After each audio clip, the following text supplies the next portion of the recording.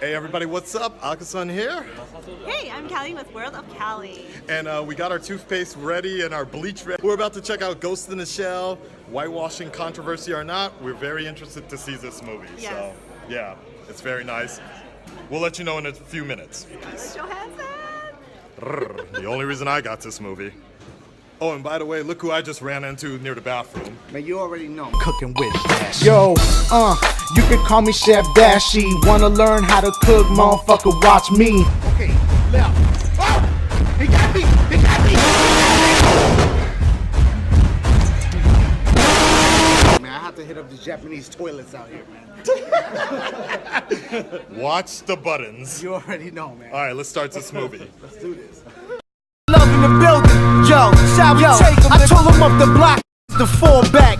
Dope fiends is dropping, crackheads bugging on Prozac. Whoa, ghetto celeb sharks can threads. Chicks, we don't them unless we take them like 3 in the bed. Gun in hand, making moves in Japan. Living off land, half a kilo in the closet, sitting on grams. See you be the brand, crack your shell like clams. If we don't know you, we'll blow you only with fam. Historical name, Theodore, nigga, we be the Roosevelts. Shoot flames. We just got out of the movie. Real quick, my man. Major G. Right here. We got the right lighting. There we go. We good. I like it. All right. Everybody wants to know, what are your thoughts on the movie? Hey, what up, G Team and YouTube? It is Major G, and today I am going to be talking about my review for Ghost in the Shell. Now, yeah, I usually do a review like right after, and I'm running a little bit late on this, and that's mostly because my computer is not doing so well, and I wasn't really sure if I was going to do a review, but yeah, so some of you might be new to this, might be new to my channel. If you saw me, you probably saw me in Akasan's video, his review for Ghost in the Shell, because I was there. I was there with him and Dashi and World of Callie. So then we went to Hooters afterwards. So. Yeah, so my thoughts, and he put a few of my thoughts at the end of it, but I thought I'd do a full review just now, because I was kind of rushed at that point.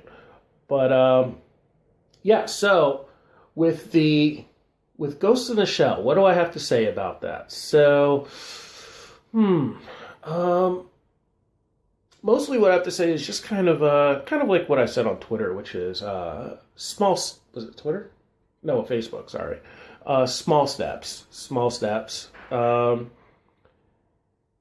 think the problem I had as soon as I left was that, and I was actually overanalyzing for a chunk of the movie.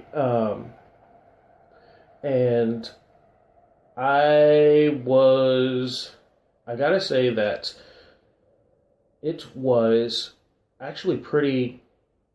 I'm not fully happy with how kind of dumbed down the story was. I actually rewatched. I saw Ghost in the Shell. I saw Ghost in the Shell a long time ago, but as a pop culture senin, I've also seen Eon Flux, and because I saw them both when I was younger, they have very similar imagery. They have very similar imagery.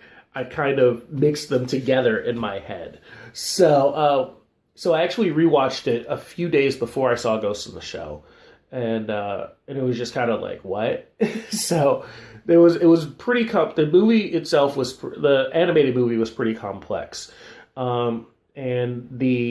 whereas the live action movie, they just kind of made to be another fight the man kind of thing. And it was kind of dumbed down.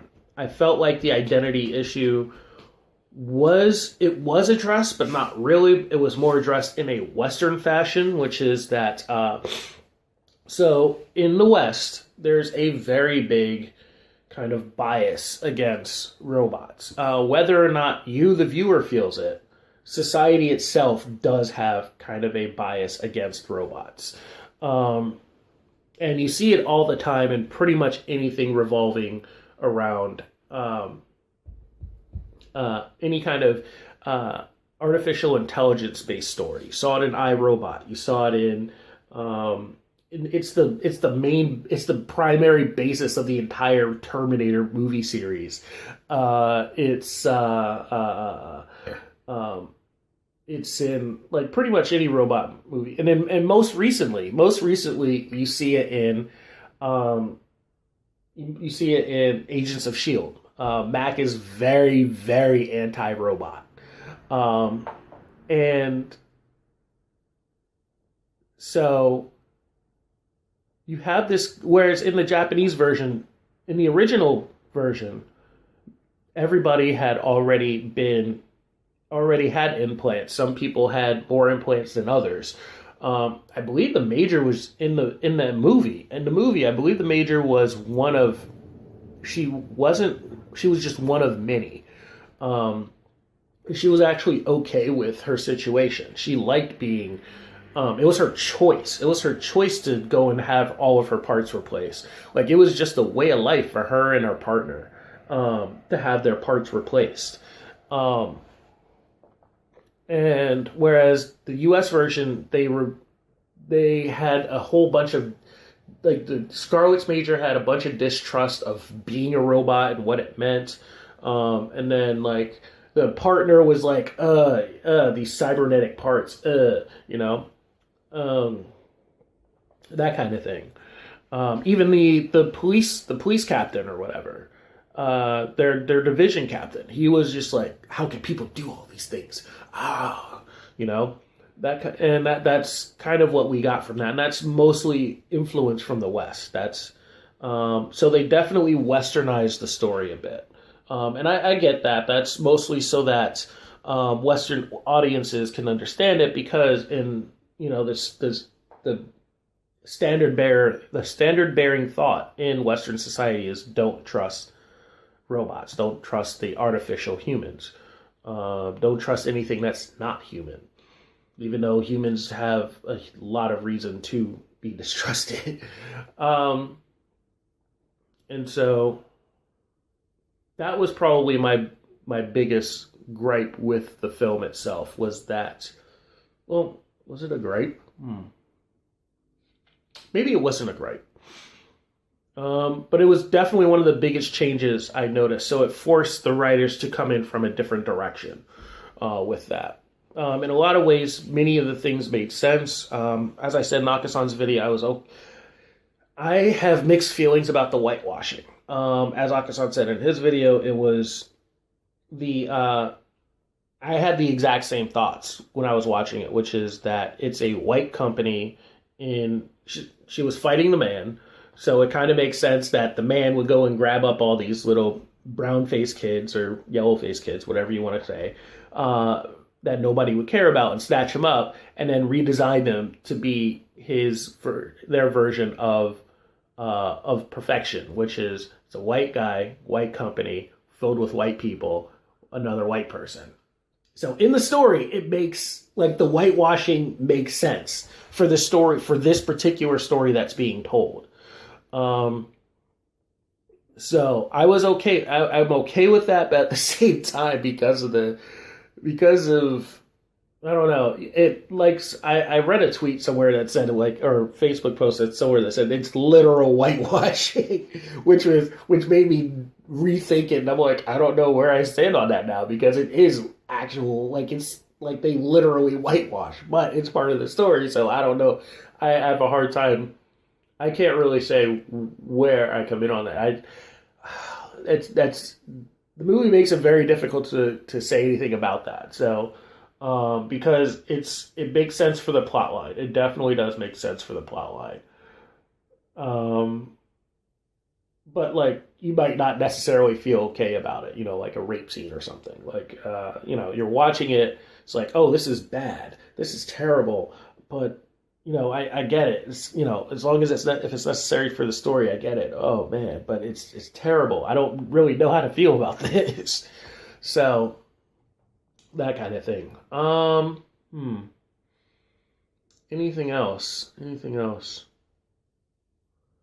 Yeah, so that's mostly how I feel about it. In terms of live action adaptations, wasn't bad, wasn't great, or sorry, I should start the other way. It wasn't great, but on the other hand, it wasn't bad. It was very pretty. Actually, some of the visuals, not the visuals, the sets felt like something out of like Blade Runner. Maybe that's just me, but it felt like it was like something out of Blade Runner. Like it felt like a 1980s version of what the future would look like. So, but at the same time, you know, it is a 20-year-old story. So, yeah. So, I mean, not really much you can do there, I guess. But yeah, that was something that was something I found kind of amusing. There were a lot of scenes from the animated movie, which was good. One of Akasan's friends that was there was actually a fan of the TV series. And she was saying that they kind of mixed things up. They mixed up stuff from the animated movie, they mixed up stuff from the TV series, and they put them all together. So I haven't seen the TV series, so I can't say. I just saw the movie, and that was about it. So at some point, I will have to watch the TV series. Probably when I get some space, when I get a new hard drive with more space on it. Anything else? Yeah. So yeah. I don't think I would put this on my list. So you guys know that I'm coming up with this list of live action adaptations for the 15 best. At this point, I have to look at my list again, but I don't think that Ghost in the Shell is going to be on it. Yeah. So when I get back to the U.S., I'm definitely going to start working on it. Actually, I probably should start watching a couple of movies today. That would probably be a good idea if I did that. Because I just got my hands on some. So yeah. I was waiting for I wasn't really waiting for Ghost in the Shell. It was just a coincidence that not a coincidence, but it was just bad luck. I've been putting it off for so long. But yeah, I'll definitely start trying to get to work on that list for the top 15 best live action anime or manga adaptations. So I think I'm going to go ahead and start watching some movies then.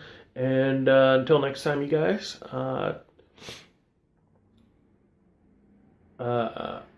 be excellent to one another and party on dudes. This is Major G. Check out my channel. In terms of Ghost in the Shell, it wasn't great, it wasn't bad, but if you're a fan of the series, you should probably check it out. I like Scarlett Johansson personally as the Major. They did a decent job in explaining why it was Scarlett. I have mixed feelings about it, but I'm not up in arms about it at all. It's not Dragon Ball, thank God, but it's not Speed Racer. So thanks for my input. There we go.